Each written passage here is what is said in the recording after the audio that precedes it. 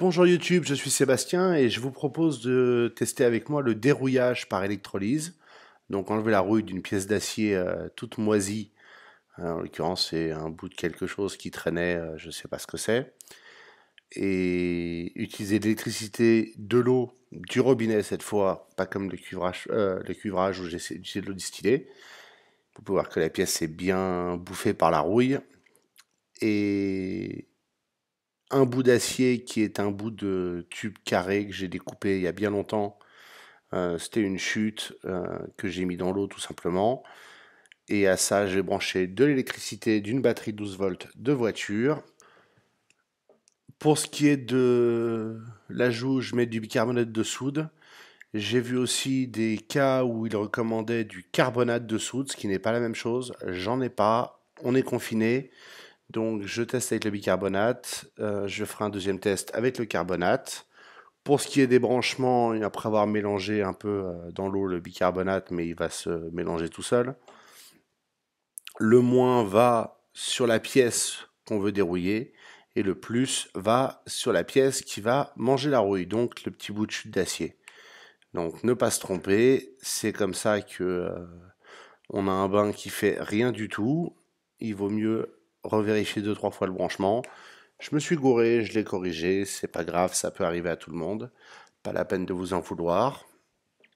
Alors l'un des premiers trucs que j'ai appris aussi, c'est qu'il faut mieux passer un petit coup de lime ou de papier de verre à un endroit sur la pièce qu'on veut dérouiller pour améliorer la connexion. Dans mon cas, elle était pas terrible et du coup, ça a commencé par me désoxyder le fil de fer, ce qui est complètement débile. Et ça a mis du temps à ce que la réaction devienne plus complète et qu'il y ait des bulles sur une plus grande partie de la pièce que je souhaitais dérouiller. Donc pensez-y, ça vaut aussi le coup de passer un coup de disqueuse sur le bout de tube carré que j'ai utilisé. Je l'ai fait plus tard à un moment pour essayer d'améliorer les choses. Et ça les a améliorés en enlevant l'espèce de couche qui vient de la fonderie euh, et en le rendant brillant avec un rapide coup de disqueuse avec le disque à lamelles. Euh, Ça a grandement amélioré la réaction. Sinon, elle était vraiment très lente.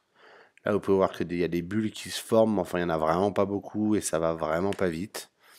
Alors, au final, ça a été assez long. Je l'ai laissé tourner plusieurs heures. Vous verrez l'évolution au fur et à mesure dans la vidéo. J'ai essayé deux pièces distinctes. D'abord celle-ci que vous voyez, puis une autre dans l'espoir d'avoir, en ayant une partie immergée, une partie émergée, euh, une meilleure visualisation du résultat. Vous verrez, c'est pas parfait. Je pense que le carbonate est plus efficace ou que ce que j'ai mis dedans est vraiment trop bouffé pour obtenir un résultat propre. Donc il y aura d'autres essais à faire pour moi là-dedans, mais celui-ci était pas mal. Ça permet quand même d'enlever un paquet de saleté de la pièce qui est pourrie. Je ne sais pas si ça suffirait à la rendre réutilisable directement, mais l'avantage c'est qu'à la fin on peut lui passer un petit coup de brosse et ça enlève une grande partie de la corrosion. Et la pièce va aussi devenir noire. Ça, c'est un truc que j'ai découvert avec le temps de l'opération. C'est que le résultat donne du métal noir et pas du métal clair. On est maintenant en super accéléré parce que vous n'alliez pas regarder la réaction chimique se faire pendant des heures.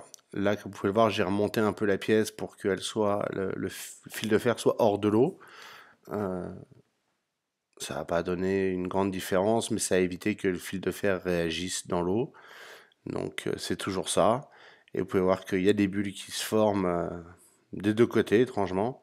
Et une jolie couche de saleté qui se met en surface. Je suis pas chimiste, je suis pas professeur de chimie. Je ne peux pas vous donner les informations sur la réaction chimique d'un point de vue vraiment scientifique. Ce qui est sûr, c'est qu'il y a clairement quelque chose qui se passe et il y a clairement des dépôts en surface. Pour voir, je l'ai sorti régulièrement pour voir ce que ça donnait. Euh, Parfois, la réaction ne se reprend pas immédiatement, c'est parce qu'en le bougeant, j'ai débranché le fil. Donc voilà. Mais dans l'absolu, vous pouvez voir que ça réagit massivement. J'aurais aimé qu'on le voit par transparence, mais ça n'arrivera pas. Si jamais le bocal est un bocal en plastique, c'est une bouteille de liquide de refroidissement ou de lave-glace, je ne sais plus, que j'ai coupé.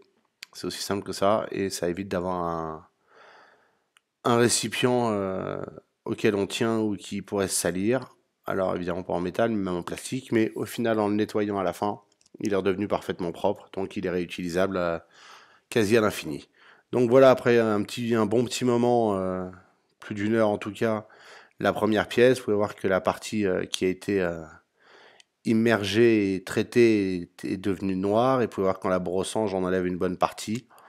Donc c'est pas mal, ça permet un dérouillage rapide, et puis après, il suffit de brosser un peu. Vous pouvez voir que la chute d'acier que j'ai utilisée, bah, elle n'était pas si rouillée que ça, parce qu'elle rouillait surtout là où il n'y avait pas de cette couche qui vient de la fonderie, je sais pas comment elle s'appelle. Donc là on est dans le deuxième bain, je vais passer un coup de disqueuse sur la pièce, le tube carré, et j'ai mis une nouvelle pièce dans le bain. Ça réagit mieux. Après quelques heures, voilà ce qui ressort.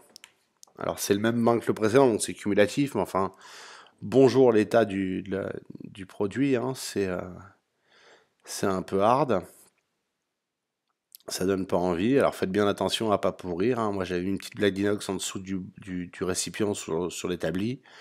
Je pense que si je devais le faire à grande échelle pour éviter les conneries et pourrir mon établi, euh, je m'offrirais le luxe de le faire par terre, dehors, quelque part. Alors évidemment, là encore, c'est une réaction chimique, il y a des gaz qui sont dégagés. Mon atelier en l'occurrence est ouvert aux 4 vents avec ces petites meurtrières, comme il y en a une devant l'établi et ça souffle, mais j'en ai aussi tout autour dans l'atelier, donc c'est vraiment pas un endroit isolé ou protégé du vent ou quoi que ce soit, donc j'ai pas de scrupule à le faire là. Si vous êtes dans une pièce fermée et isolée, euh, faites-le dehors, par sécurité, et évitez toute flamme évidemment à côté. Et voilà le résultat, vous pouvez voir que là encore, la rouille est devenue noire, oxyde noir, j'imagine que c'est l'oxyde. Et cette fois, le tube carré est complètement rouillé, euh, en surface en tout cas, parce que le métal était à nu, donc ça a été beaucoup plus efficace. Donc pour le bout d'acier que vous utilisez pour attraper la rouille, clairement, prenez-en un propre, et passez-lui un coup de disqueuse si besoin pour le nettoyer, ça améliorera grandement le succès de l'opération.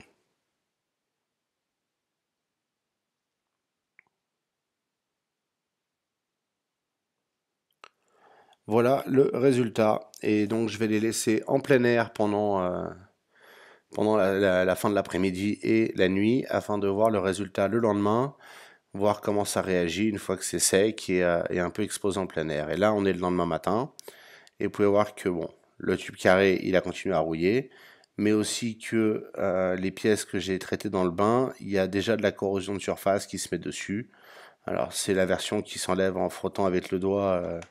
Un petit coup de papier de verre l'enlèverait, hein. Elle n'est pas accrochée, elle bouffe pas le métal, mais ça veut dire qu'il faut le protéger immédiatement après, sinon ça va rerouiller. Donc à prendre en compte, il faut soit l'huiler derrière, soit le traiter, soit le peindre, soit quelque chose, mais il faut pas le laisser traîner en plein air. Vous voyez, on retrouve le métal quand on brosse, mais il faut brosser pour retrouver à nouveau le métal qui s'est réoxydé dans la nuit. Merci d'avoir suivi cette vidéo, j'espère qu'elle vous aura plu, qu'elle vous aura intéressé et qu'elle vous sera utile. Pensez à vous abonner pour voir les autres et à la liker pour la suggérer à d'autres. Et si vous avez des remarques ou des questions, les commentaires sont là pour ça.